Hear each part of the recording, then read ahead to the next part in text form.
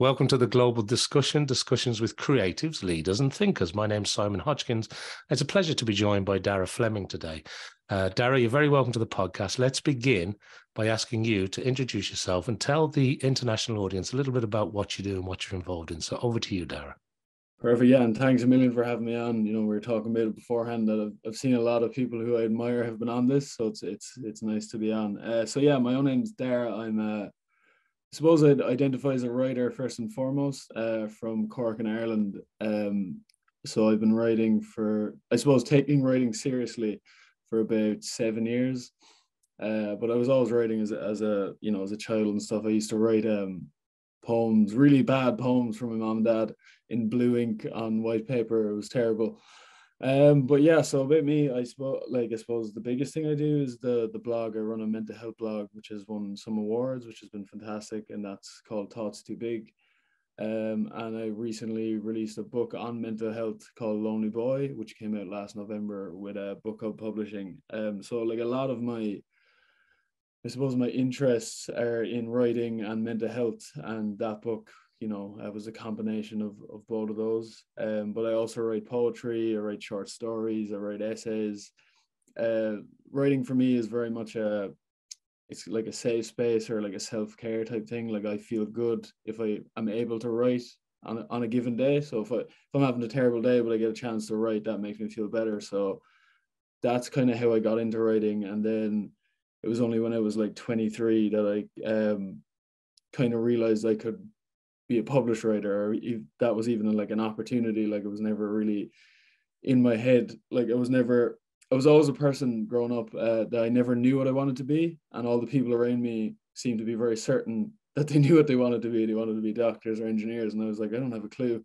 So my career has very much just been a case of following my gut and following my heart and just trying to do what I love as much as I can. And it's worked out so far. So I do the writing, and I also work I'm a head of content for a mental health charity in Ireland as well called A Lust for Life. So I've really gotten to a place where I can do the work I love as often as possible. And I feel, I'm very grateful for that, because it's not something that happens to everyone. So I do wake up every day with a lot of gratitude for that. But in summary, I'm a writer, I write poetry, and I'm very passionate about mental health. I think that's how you'd sum up me. Well, thank you, Daragh. It's a great introduction to your work and to what you're involved in. I know you've published, or you've been published in a number of literary journals. You have lots of books and poetry out there that people can go and check out. And of course, Lonely Boy you mentioned, which debuted late last year, and he's still very much in the promotional rounds at the moment. For sure. And also, you mentioned the sort of writing that you do for the charity, important too, and of course, Thoughts Too Big. So the three things there that I'd like to maybe expand on, and maybe could we start, if it's okay with you? We will come on to the book, but I want to talk about Thoughts Too Big, because that's a really important resource for people. What inspired you to set it up? How does it work? And maybe for people that aren't familiar with it, because the topic of mental health, some people still struggle when it comes to talking about mental health and finding valuable resources. Could you maybe just give us a little bit more on Thoughts Too Big? Yeah, 100%. And again, like everything in my life, what Thoughts Too Big is now isn't how it started out. So initially it was called Thoughts Too Big for Twitter, because I basically wanted to blog and I didn't have enough characters on Twitter. And in the beginning, it was my final year of my undergraduate degree, so I was 21, and I set it up because I had no idea what I wanted to do after college, but I knew I enjoyed writing, and that gave me kind of a sense of peace. So I set that up as a weekly blog, and in the beginning, it wasn't specific to mental health. There was a lot of mental health stuff, but it kind of expanded beyond that.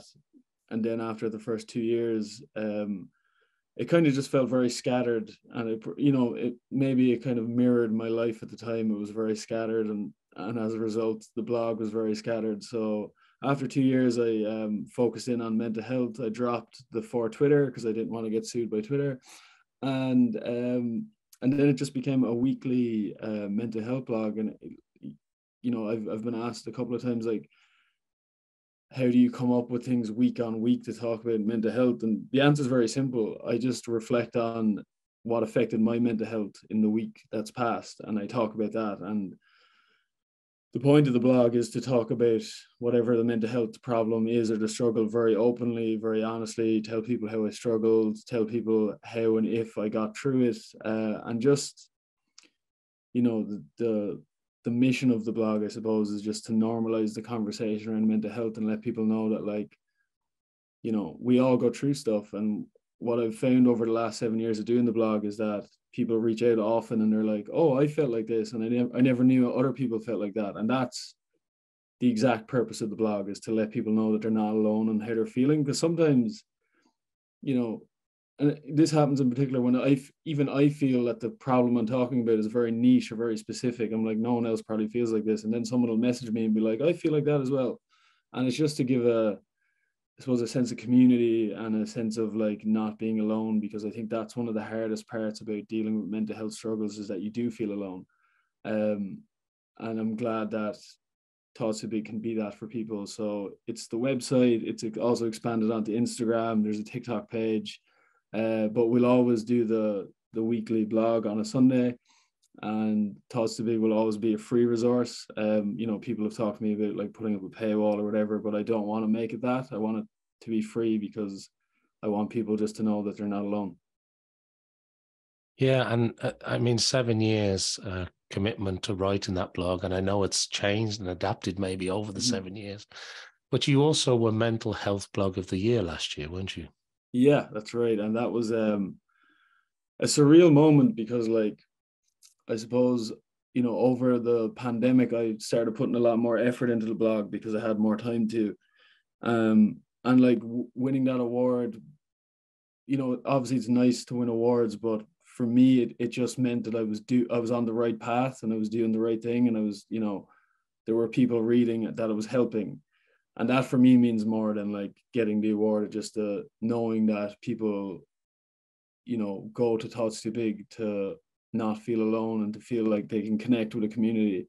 That's what that award signified for me, and it was a really special moment. And it's funny because like it was kind of towards the tail end of the pandemic, so the award ceremony was on Zoom, and I was like, oh, I'm not going to win anything here, but I'll show up just because to support it. Like, and yeah, I couldn't believe it. Genuinely couldn't believe it. So it was a really special moment. Yeah, well, congratulations. That's great. And it's nice to win an award now and again, for sure. And let's talk about the sort of charity that you're involved in as well. Could you maybe tell us a little bit about that? Because that's really important. Yeah, no, it's a really cool charity, and it's so they're called A Lust for Life. It was set up as a charity in 2017 by well, co-founded by Niall Breslin, who's like in Ireland anyway, quite a famous mental health advocate, and he was a musician. And basically, what Lust for Life do is we're based in education for mental health for young people. So one of the biggest things we do is we have a free program for primary schools where teachers can register, and then there's a 10-week program where we give them all the lesson plans, all the information, all the videos to teach kids about like emotional literacy, how to deal with difficult emotions, how to deal with challenging relationships. And it's just to give them a toolkit for as they get older to be able to like identify their emotions and figure out what they need to do to either, you know, deal with the emotion or progress through it. And just because I think for me anyway, like that would have been a very valuable resource when I was like 20 if I had had that education, because there was a lot of emotions I was feeling as I was coming out of my teenage years where I didn't really, like, I knew I was feeling a certain way, but I didn't know what it was. And like that for me eventually morphed into a diagnosis of depression, but I didn't know what depression was, so I didn't know I had it for a long time. So like a resource like this that A Lust for Life are providing is, you know, it's so valuable, and the fact that it's free makes it more accessible. And the hope is that eventually, and Brezia said this, that eventually we go out of business because we're kind of filling a gap that the government should be filling. Like they should be providing the mental health education. So until a time where they do, that's where Lust for Life comes in. And yeah, it's been really well received. It's in over 1,000 primary schools in Ireland now, and the hope is to eventually make that international as well, so it'll be internationally available, which would be great. Yeah, important work. Thanks for sharing that, Daragh. And look, we have to talk about the book too. We have to talk about Lonely Boy. Now, Lonely Boy, I know it's described as this musing, isn't it, on death, mental health, relationships, all big, heavy topics to some degree. But maybe you could give us, as the writer, the author, give us some insight into the book, why it was important that you wrote it, what it means to you, and what was your sort of purpose for writing the book? What do you hope the book does for people? Yeah, it's a good question, and it's often one it's kind of complicated to answer, because I didn't start writing Lonely Boy with the intention of it being a book. Like Lonely Boy, in the first draft of it said it's kind of more cleaned up now, but the first draft of it was just essentially my journal. Because I got to a point when I was around 25, 26 where I just wasn't really happy. I didn't really feel like I knew myself or knew what I wanted. And I'd never been in a long-term relationship. And that isn't for lack of opportunity. It was just I kept kind of self-sabotaging, running away, afraid of commitment. And I got to a point where I was like, right, look, you're the common denominator in all of this. So like it gets to a point where you have to stop making excuses and start like really trying to figure out what's going on within yourself that's causing this to happen. And that's when I started journaling. And then, as I went through it, kind of more realizations came up, and I started journaling about those. So like my fear of death, different anxieties I have, how I didn't really deal with my friend's death in a like holistic way. I didn't fully get over it, and that affected my relationships.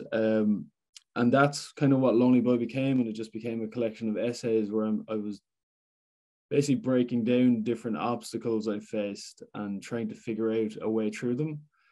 And I think the purpose of that, and like, it's interesting, I would have always said that I became lonely after my friend passed. So he took his own life in 2012. And I remember we got to a point where editing the book, and my editor said, your thesis of the book doesn't match what the book's about. So my thesis would have been that I became lonely after Irby died. And he was like, you've been kind of disposed to loneliness your whole life. And it got exaggerated after Irby died, but it was always there. And that was just an interesting turning point for me. And it kind of changed how the book ends, where I suppose like what the book is just me trying to figure out myself and trying to like have a better relationship with myself. Because there's always been a lot of pressure I've put on myself and a lot of self-contempt, and possibly ignoring a lot of flaws in myself. And the book is basically an attempt to try and accept all those flaws and accept who I am, the good and the bad, and understand that there are bad parts to everyone. And I think, in our modern era, especially with social media, we're kind of fed this idea that like some people are flawless, and you're supposed to hide your flaws. And Lonely Boy is very much opening up and accepting the flaws. And the hope for people reading it is that they can have the courage to go on a similar journey and really look upon their monstrous parts and accept them and love themselves in spite of them. That's kind of the hope of the book. For me, is just that people, and it's kind of the same reason I write Thoughts Too Big, just for people to know that like none of us are perfect, and we all go through stuff, and that's absolutely fine. And that's kind of what I want Lonely Boy to signify. Yeah, thanks, Daragh. And the two things that really jumped out at me about your book and about your writing is, first of all, that I know that you feel that these conversations, maybe in today's society, today's world, they still don't flow as easily as maybe, or as frequently, I think is the word you use when you're talking about it. But they don't flow frequently. We don't talk about this topic enough, and it is still hidden to some degree. Yeah. And the second thing I really like, that really stood out to me, is about that you sort of position the book in a way that you might not have all these answers, but you can help people with maybe some of the better questions. And I thought that was quite insightful. Yeah. Well, I appreciate that. Like, cause I've never been one to because this happens a lot online, and you have, you know, some people just are trying to take advantage of mental health to progress. And for me, I've never been one to like, because I'm not a qualified anything, like I'm not a qualified psychologist, so I've never been one to like prescribe to people like, this is how you work through this obstacle, because it's different for everyone. We all have unique experiences. So what I try to do is, here's what happened to me, here's how I got through it. It might help, it mightn't help for you, it mightn't work for you, but like, I'm just putting it out there because it might, and it's just the potential for it to help someone is enough for me. And I think the best way to increase the frequency of conversations around mental health is to have them as often as I can.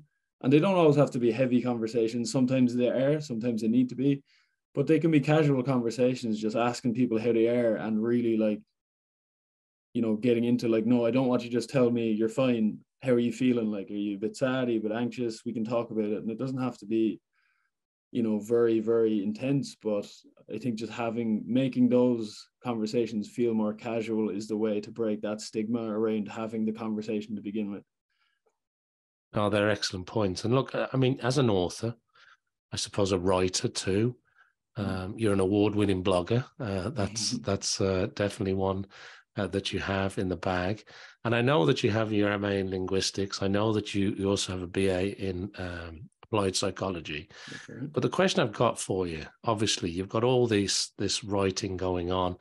You're sort of deep into this world now. You're winning awards for it. You've got the book published. But what is it about the written word? What is it about writing? You know, where do you think that comes from? Was it back to writing those poems for your parents on the blue ink, you know, with the blue ink? Where does that passion come from, do you think? Or is it just a way of expressing and getting your content, your words out there? What does it mean to you? Yeah, that's a brilliant question. And it's one I've been thinking about a lot lately, because, you know, everyone has their own origin story with writing. But for me, it's definitely been it's helped me to like live better in that. Like, I grown up, and even in my early 20s, I was always very bad at expressing myself emotionally and identifying emotions, and writing helps me to do that. Like life-changingly helps me to do that. So if there's something I can't really get out emotionally in the spoken word, I know I can write about it and it'll come out there. And like, that'll also help me to feel things more deeply. So like, if I'm excited about something, if I'm sad about something, if I'm happy about something, it might feel very small in the first instance, but if I write about it and expand on it, that feeling kind of flourishes. And that for me is why I think I was drawn to writing to begin with, because it allows me to feel things the way a lot of other people just like naturally feel things. Like, it kind of takes me a while to get there, and writing helps me with that. So I think that's what drew me to it in the first instance. Thanks, Daragh. And look, I want to change gear a little bit. I want to ask you a few other questions, because one of the things we like to do with our guests is find out a little bit about how they think, what works for them. The first question I've got for you is about your own learning style. Now, obviously, as a writer, I'm assuming you read an awful lot too. I could be wrong. But what kind of things do you find yourself reading? Are you an avid book reader? Do you like audiobooks? Are you constantly scouring the internet? Are you just too busy with the writing at the end of the day you have to watch Netflix? How does it work for you in today's busy world? How do you onboard information? Another great question. I do read a lot, but I have to I have to put it into like my routine, because if I fall out of routine with it, I'll fall out of reading. So I try to read, you know, for 10 minutes in the morning and 20 minutes before I go to bed. They're kind of my times to read. And if I can get more in during the day, that's well and good. But at least I have that kind of half an hour at either end of the day to read.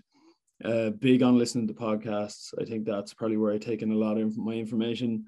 And I also I listen and read outside of writing too. Like, I'm a big fan of listening to comedians podcasts, because there's just something about the thought process of comedians that strikes me a bit different and feels more kind of refreshing. And I think it allows me to, like, I suppose, think in a way that I'm not naturally inclined to think, and that seems to help my creativity a lot.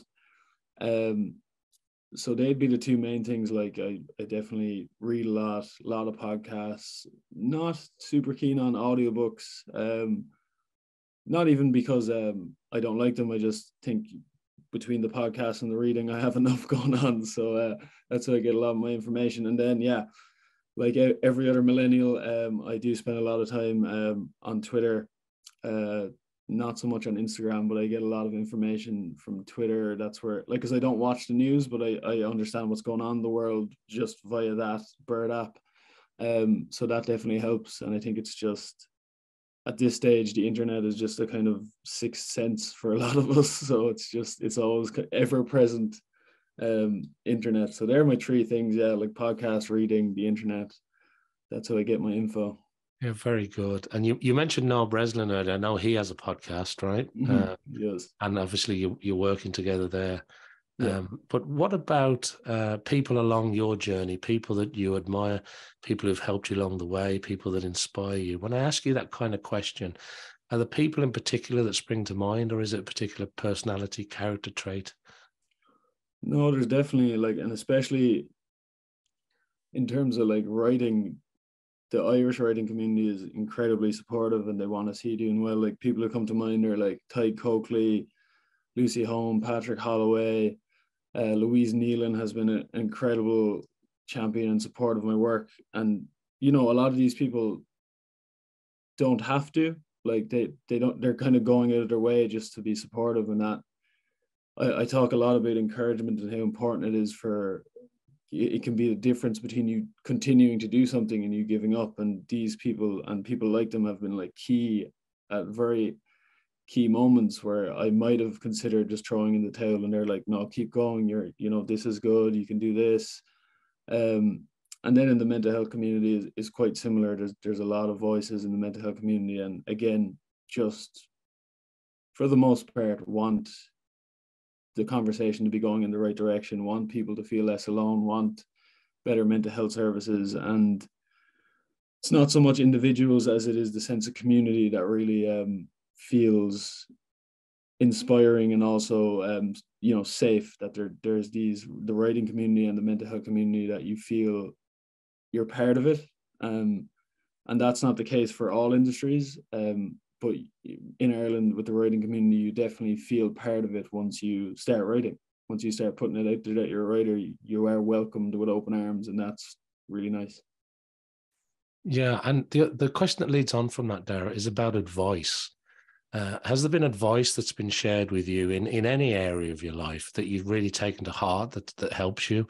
Or is there any advice that you can share with our audience today that you think people need to be aware of? Let me think. There definitely is. I suppose one thing, and this is something like even like my mother and my father have taught me over the years, is that you know, it doesn't all have to happen today. And I think that's especially in an industry where you're kind of constantly trying to create and trying to, you know, there's an aspect of being a public figure and trying to get, you know, press for your books and different opportunities. There is this kind of like, oh, I need this to be successful today. And I think having the advice of like, it doesn't all need to happen today. I suppose it's a spin on the Rome wasn't built in a day thing, but it's slightly different in that, like, no one else expects it to happen today, but I put the pressure on myself for it to happen today. And it's just, I suppose, that idea of taking a step back and being present. And that's something Ty Coakley said to me as well when Lonely Boy came out. He was like, try and be present, try to remember these moments, because it's very easy to just be like looking to the next thing. And, you know, there'll never be another first book. So when Ty was like, you know, soak it all in and try and appreciate where you are, because it won't happen like this again, like brilliant advice. So those are the two ones that definitely stick with me. And then like another thing my father taught me growing up was that you know, the Alcoholics Anonymous mantra was, you know, accept the things you cannot change and change the things you can. And again, that's like, I've written about that, and there's different poems about that I've written that will be coming out soon.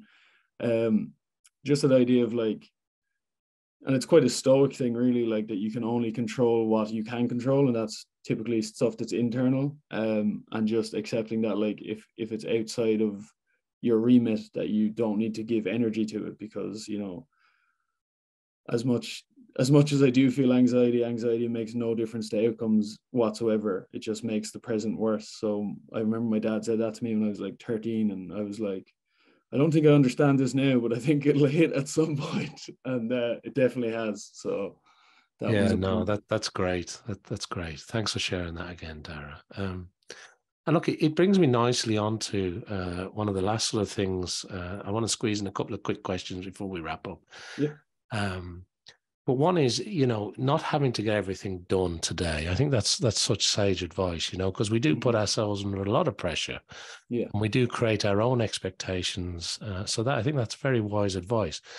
But when you think about your own life, I think of something you said earlier about your blog. You know, you could put it behind a paywall, you could charge people, but you've got this mission that you want a certain element of that work to be free for people, you know, and Mhm. I think that's commendable.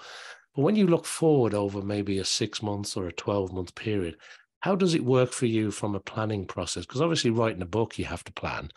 That Mhm. doesn't happen by accident. And what's on your radar? What's on your horizon? What are you sort of working towards over the next year? How does that work for you? Um, I've never been a great planner. And that's something that kind of terrifies some people who are like some people I work with who are like very meticulous about planning. Um, I'm a big believer in like following my gut and doing what feels right for me. And so far, so good with that, you know. But in terms of like the practicalities of writing a book, I think again, I initially start with just like an idea, and that might just be, you know, adding to it whenever I have an opportunity. But then when it becomes something that I can like see the horizon with, then I'll get into a stage where I'll carve out time in my day. So I'll either like write for an hour before I start my other work, or and then I'll write for an hour um after work. So that'll be 2 hours every day, and I'll do that Monday to Friday. I'll do an hour on Saturday, and I'll take Sunday off, and that'll be my writing process for when I'm in the kind of the heat of battle with the book. And that depends on what the book is. So like for me, that's very much the case with like essays and short stories. And if I was going to do a novel, but with poetry, it's far more just intuitive. Like if I've a feeling or like, yeah, an urge to write a poem, that's when I'll write it. But I won't like sit down with the plan to write poetry, like, you know, day on day. They just kind of come sporadically. And that's kind of, I never really look too far ahead, which has been challenging of late because the schedule is getting more. We need you here at this point. Like I've a few talks booked for October now, so it's forcing me to get better at planning. But yeah, it's just been a very much a life based in following the gut and following the instinct and doing as much as I can without burning myself out. Yeah, so important, Mm-hmm. because it sounds as like you've referred to a few times, and it sounds like to me, listening to you speak there, that there's something about the routine or the system that you have where if you sort of, you like reading at the start of the day, reading at the end of the day, like Mm-hmm. carving out an hour to work on that project here, carving out an hour there. You seem to work very well with like a kind of personal system. Well, that works for me this Mm-hmm. week kind of approach to it. And then some of the other stuff, you know, like the poetry, when the inspiration comes, Mm-hmm. the ink flows, you know, so Yeah. that's another, or the keyboard flows, I'm not sure, but one of them flows. So that's quite sort of almost inspirational in the moment. Yeah, Could be, exactly. Like, yeah. So there's a couple of things that work there for sure. And then of course you've got the rest of the world trying to force you down this other road of, well, we got to need you at this talk in October, and you need to book mm-hmm. time for this. So it's kind of a bit of a mismatch. But I think the thing that you said at the end is so important. Just making sure you don't let all this stuff burn you out, because it Yeah, because can. I think Yeah.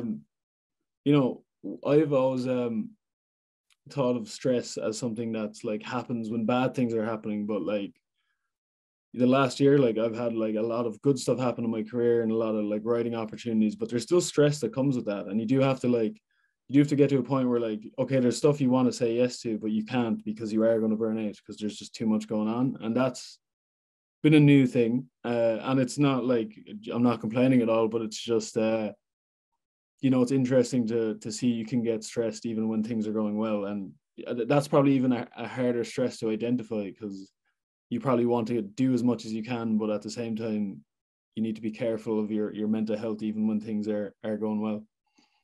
I think it's a great observation. And it's at times you can make some of your big mistakes when things are going well, because you're almost blindsided by them, Yeah. I think that's such a great observation. And look, the last thing I want to ask you before we definitely run out of time today, Daragh, is there anything else that you're involved in, or is there anything else that maybe we haven't dived into enough that you want to share with our audience while we're here today?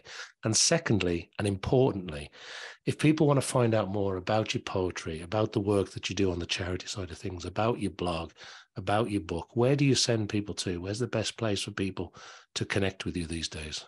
Cool.